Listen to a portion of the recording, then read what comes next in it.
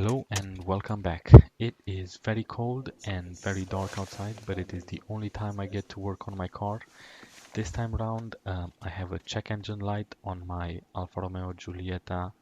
This has a 2-liter diesel engine, and I've used Torque app to check the fault codes. They both seem to relate to the EGR valve, so in this video I'll be showing you how to remove it and replace it. Before jumping into replacing the EGR valve, I did check the codes, reset them, drove the car around, the codes came back in a few days. I then removed the EGR valve and the EGR pipe, cleaned both of them to make sure that it is not just carbon buildup that is causing it to fail or causing the engine to have wrong readings. In both occasions, the codes came back. I did then log some data as I was driving to see how the EGR valve is operating, but that didn't help very much because I don't know how it should be operating, at what RPMs it should be opening, and when it should be closing.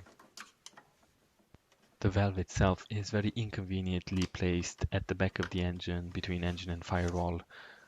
It's very hard to get to, but you can just about see the wiring harness. It has this yellow clip that you need to push out, and then the harness will easily come out.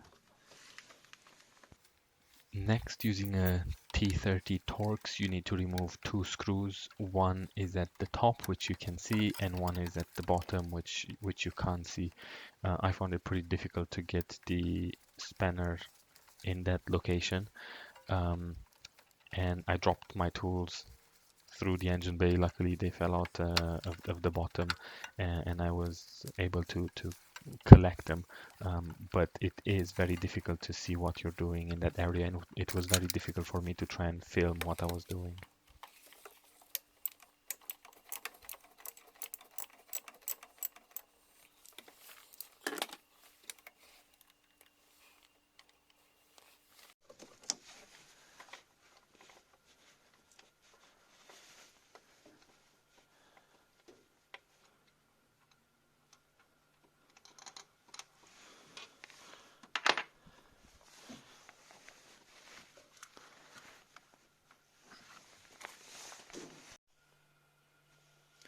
So here I've got the failed valve, and here I've got the new one. Obviously not much to see on the new one, it's just a new clean valve. The old one, I did take it out a couple of weeks ago and I cleaned it, and it seems to have covered right back up with soot. I guess I'm not surprised, this being a diesel. The reason I took it out and cleaned it in the first place is because I thought it was blocked due to the amount of carbon deposits, but that wasn't the case, because as soon as I refitted it and cleared the codes came back. I cleared them again, they came back again, so I don't think there was much more I could do with this valve. But at the end of the video I will take it apart, see what's inside, and then I don't know, maybe that's of any use to anyone. So what you can see with the valve, there are two bolts holding it in place. Now it goes in the engine, kind of between the engine and the firewall like that. So the top bolt you can see, and it's still a bit tricky to access. The bottom bolt you can't see, so you just have to go by feel, and you use the T30 Torx to take both of them out. The new valve came with this gasket, whereas the old one did not have a gasket. And if I have a look at where it goes, which I can't really get a good angle to see, but you see the red gasket there. Do not remove that. There is coolant behind it, and that black hole is where the new EGR valve will go.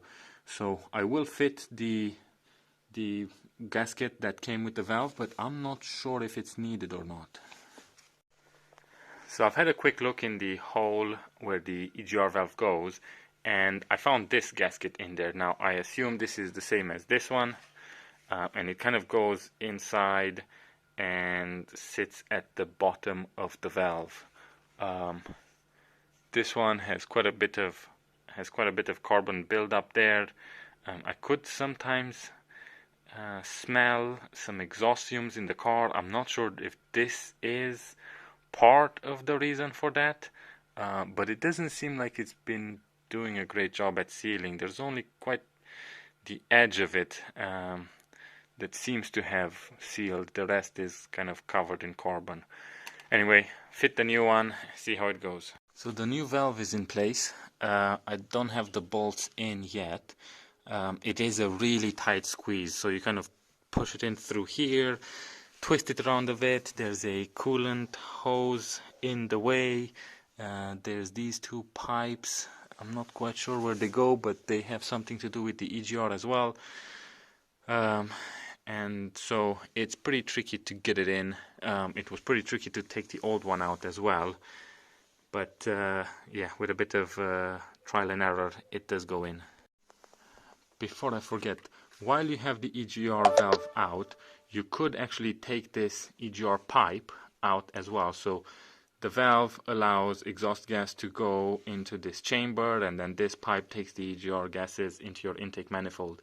Now, I did take this out previously. When I cleaned the EGR valve, I cleaned the EGR pipe as well. This time around, I'm not taking it out again. It wasn't too dirty, so I don't think there's any benefit in removing that and cleaning it. The valve is back in, the harness is reconnected. You basically have to push the harness all the way in, and then you have to push the yellow tab back in its place and lock it in. And now you won't be able to take it out, or you won't be able to come out unless you pull the yellow tab.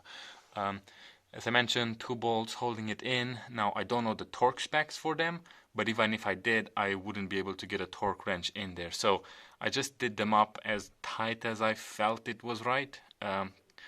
Don't overdo it. There is a gasket in there, like I've shown. And yeah, that's about it for the removal and installation of the new valve. Engine cover back on. Negative cable reconnected. Every time you remove the battery or disconnect the terminals, you will get some errors in the car for steering and some other bits, but once you drive it one time, turn off the engine, turn it back on again, then they should all reset.